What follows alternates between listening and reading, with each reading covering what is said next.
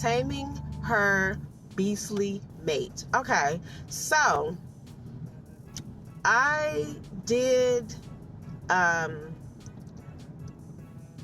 quicken the audio because sometimes I don't want to get bogged down with the details. I want to hear the story, but I want to get bogged down with all the details. I want to stay in the action, and I think that's just a personal thing. I think it's just a personal preference from time to time that you just want the action, right? So I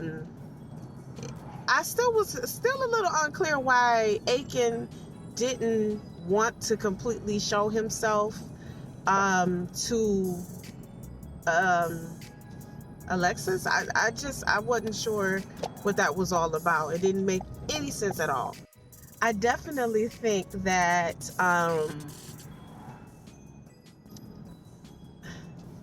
one thing I'm gonna say about jmsnap, I don't know where everybody's getting their stuff from, but he really put out some food for thought. Now, it is the end of 2022 for me listening to this, the 29th of January, and it's a Thursday.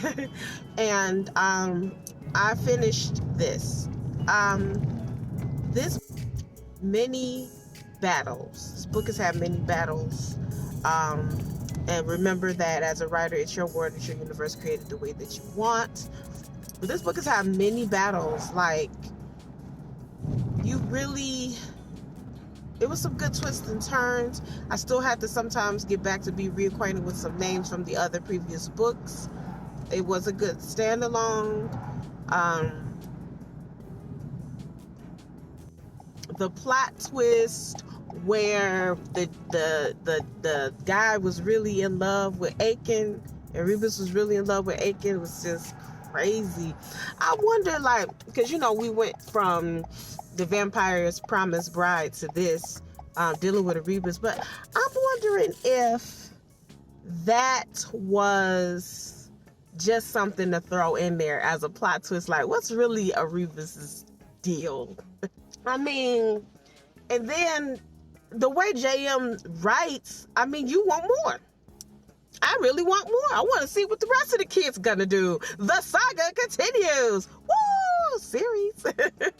So honestly, I feel like I want more. I feel like there could be so much more. Why not? You know what I mean?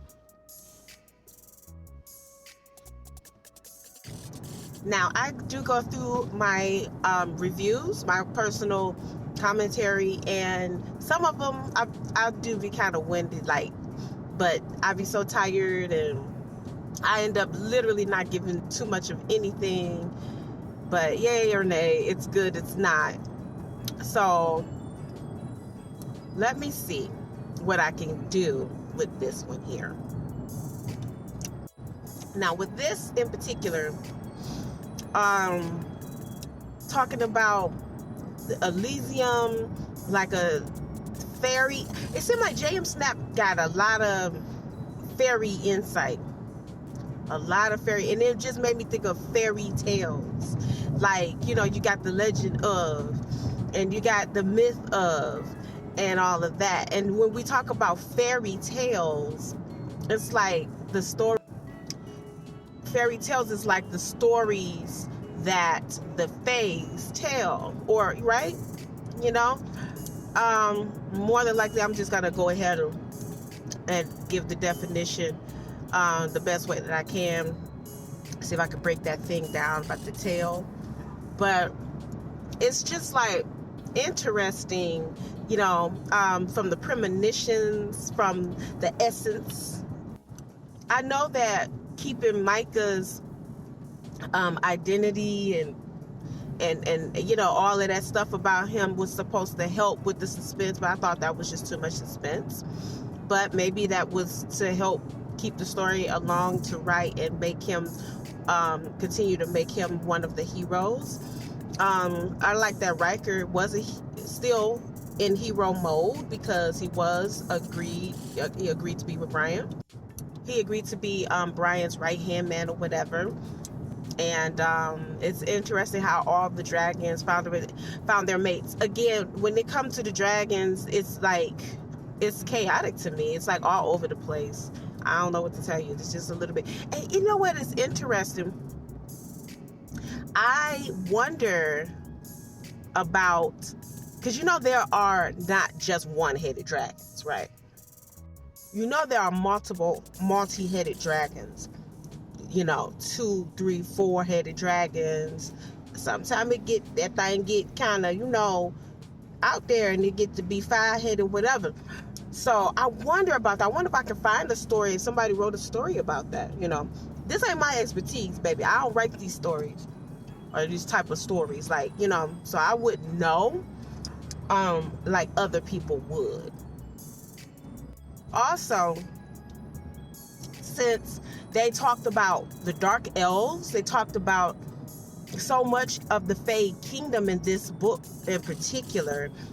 Dark elf. They talked about it in the other ones, because since the Fae kingdom was just a part of the Dr. Luna situation in general, since when Dr. Luna Lily found out that she was even a fairy in the first place. You know what I mean? So, another thing, you think about fairy tales, you think about the fact that it's in all types of magical books. It's in magical movies, excuse me. So when you look at a magical movie or series, they do start hitting on them fairy tales. You know what I mean, right? You think about they talked a lot about the dark elves, deities. They just kind of went all around. JM went around a lot of deities in here, just tried to, it seemed like just throwing them. I don't know I didn't feel like it was a throw in, to be honest with you. I feel like all the deities just kind of represented in a specific way for their own reason. That was interesting that, from the other books, Kali was there, Kali, right? Which is really Hindu. That's not European, by the way. So that's one thing I noticed, that it is what it is. You know what I'm saying? Anybody can argue it out. Argue with yourself, though. Don't try to argue with me. I ain't the one. I'm not going to argue with you. But a lot of European, it seems like in the writings, whether it's on video, like a movie or something like that, but I notice even in the books, sometimes they go real hard on the paranormal, that they will delve into different deities and really bring them down to a human level instead of them being up there. And that is very thought-provoking to me, because we have so many different types of what they will call deities or deities, from all types of different cultures. So it looks like they dealt with Greek, Norse, Hindu. We got Kali and Shiva. We had old English, I guess. We had Leviathan. We had the Kraken. I gotta look at the Kraken again. We had Erebus. It's a funny part about Erebus, when I look at that, the way it's supposed to be spelled, Erebus. I'm looking at that as a star, but I'm about to look at that again. Because in the book, Erebus was like a deity. We have, I guess you would have to get into your demonology. In the demon war, they talked a lot about different demons. Now Harley was just a character in there with Destiny, just somebody, right? Tariq or what have you, or Tariq. But you got Mephisto, and I'm wondering if that is somebody. Now here's the thing about, if you get into demonology and angels, when you get into demonology and things like that, it can get very tricky. I am driving, by the way. And always remember, as a writer, it's your world, it's your universe, created the way you want. So if you're a writer, you want to roam around because you looked into all of this and this is where your mind led you, then do your thing. You know what I mean? All we could do is partake in it and say yay or you know what I mean? That's it. So that's why this is just a personal commentary. But it looked like even just to get involved with this, you need to do research in demonology as well as other things, gods and stuff like that. I don't know. It's a lot. Toward the end, they talked about the demon king was actually creating other beings, demonic beings or whatever, but summoning alien species. They were saying something along the lines that he was creating alien species and summoning them, and how they had to be careful because those particular alien species would be able to summon and bring in their own gods. They coming from somewhere else, and they're able to bring in their own connections. You know what I mean? So I thought that was interesting. I like that Alexis did try to hold her own. She wasn't as Pamper Princess acting as her mother Rhea was. Oh my gosh. But I still think she could have trained more. It seemed like in the dragon, in this particular series, the dragons were just all up on each other. Like they trained with each other, I guess. But the princesses, they didn't train.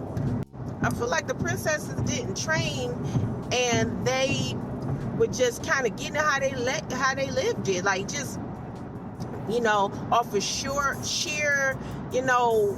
adrenaline. They didn't even completely know much about themselves, spiritually, if you will, their gifts and how they work. They kept forgetting, like she kept forgetting to call on her fairy magic, and she really didn't completely utilize that part. I felt like a lot of them didn't utilize a lot of their fairy magic.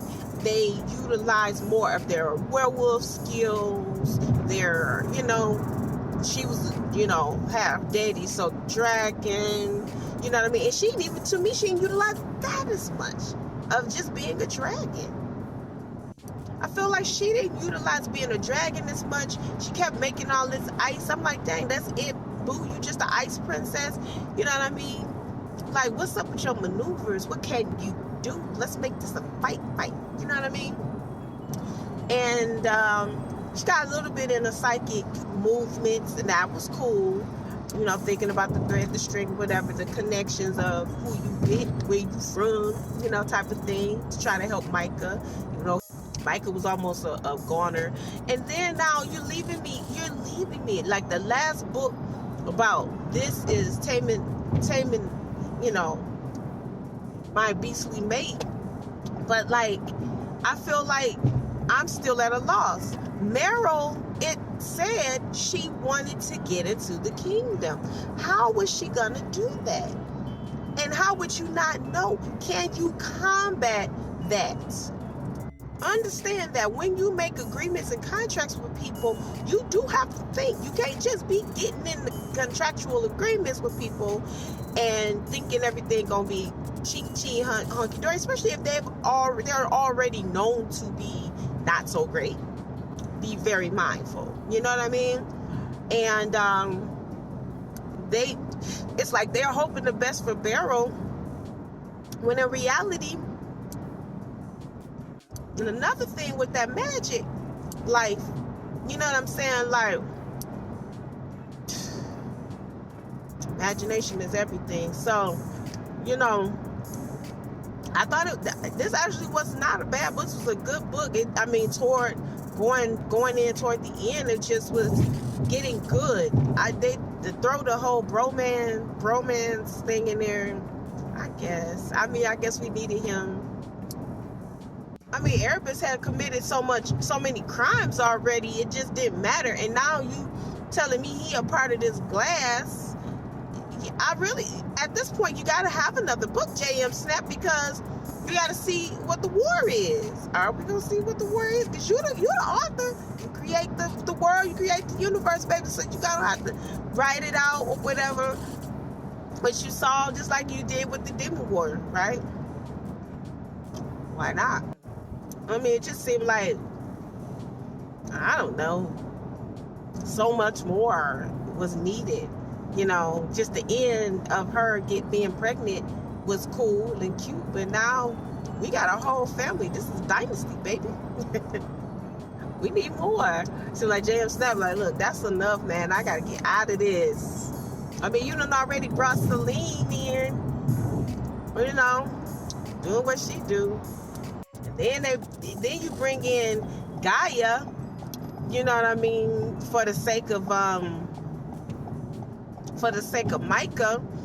And it's like, that was interesting. So I just felt like that could have been talked about at the beginning of him being, a Titan. That could have been talked about at the beginning. There's nothing wrong with that. Like, it's like, okay, he was a Titan, but then he got a dark sprite energy that with the dark elves put on him, that type of thing. I don't know.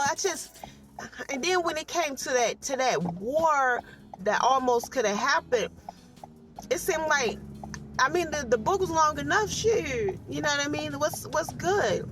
I like that a lot of the dark fairies did come into Elysium, and that it did help, though. It helped. I like how she kind of brought out, that the misunderstanding that it seemed like they had about how they felt about the subjects, you know what I mean?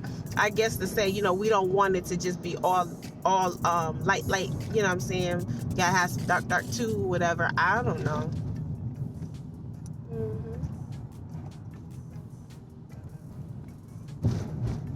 So it was a good one. I enjoyed it, going into the end, and I'm just looking forward to more. Hopefully I get a little bit more of a series out of it. It's like I said, it's like Dynasty. It's like looking at something like on television that you like, all the sequels, everything. Just like when I'm watching The Librarians.